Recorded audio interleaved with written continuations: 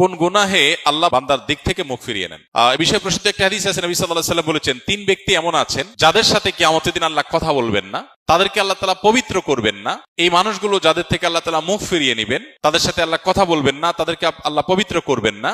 সেই মানুষগুলোর মধ্যে একজন হলেন ওই পুরুষ, যে পুরুষ টাকনুর নিচে পোশাক পরে। পোশাক পরে বলতে যে পোশাক উপরের দিক থেকে যায় সেটা টাকনুর নিচে পরে, প্যান্ট, পাজামা, চাদর, লুঙ্গি, জুব্বা, জামা, এগুলো। মুজা যেটা থাকেই নিচে, নিচ দিক থেকে পরা হয়, ওইটা কথা ভিন্ন। তো এই যে মুসবিল যে ব্যক্তি টাকনুর নিচে প্যান্ট, পাজামা, লুঙ্গি ইত্যাদি পরে, এই ব্যক্তি, তার সাথে আল্লাহ কিয়ামতের দিন কথাও বলবেন না এবং তার দিকে আল্লাহ তাকাবেনও না, তাকে আল্লাহ পবিত্রও করবেন না।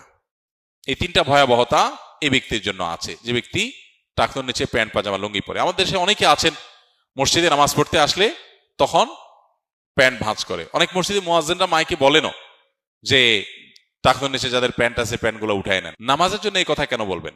এই সম্পর্কে একটা জয়ীফ হাদিস আছে যে মুসবিল ইজারে নামাজ কবুল হয় না।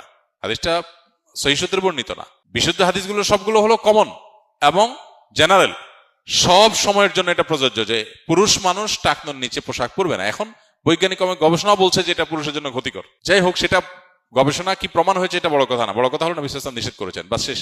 অতএব এই ব্যক্তি, যে ব্যক্তি টাকনুর নিচে প্যান্ট, পাজামা, লুঙ্গি, জুব্বা ইত্যাদি পরে, এই ব্যক্তি থেকে আল্লাহ কিয়ামতের মুখ ফিরিয়ে নেবেন। খুবই ভয়াবহ কথা। 2 নম্বর হলেন ওই ব্যক্তি, যে ব্যক্তি কাউকে দান করে খোঁটা দেয়, অথবা যাকে দান করেছেন তাকে নানান কথা দিয়ে কষ্ট দেয়। দান করেছেন, আল্লাহর কাছে আশা করবেন এর বিনিময়। যাকে দান করেছেন তার সাথে আপনার কোনো আলাপ থাকবে না। দান করে খোঁটা দিলেন, কষ্ট দিলেন, খোঁচা মেরে কথা বললেন, এগুলো বললে আপনি আল্লাহ তাআলার দৃষ্টি থেকে সরে যাবেন কিয়ামতের ময়দানে। নাম্বার 3, ওই ব্যবসায়ী, যেই ব্যবসায়ী তার পণ্য বিক্রি করতে গিয়ে মিথ্যা শপথ করে। এখন তো ঘরে ঘরে, ভাই আল্লাহর কিরা, এটা কিনা পড়ছে এত, ভাই কিনতেও পারে না এত টাকা দিয়া, ডাহা মিথ্যা কথা। তো এই ব্যবসায়ী যে তার পণ্য বিক্রি করার প্রয়োজনে মিথ্যা শপথ করে ক্রেতাদের সাথে, কাস্টমারের সাথে, তার দিকে আল্লাহ তাকাবেনও না, তাকে পবিত্র করবেন না এবং কিয়ামতের দিন আল্লাহ রাব্বুল আলামিন তার সাথে কথাও বলবেন না। আল্লাহ আমাদেরকে এই সমস্ত বদগুণ, খারাপ গুণ থেকে, চরিত্র থেকে হেফাজত থাকার তৌফিক দান করুন।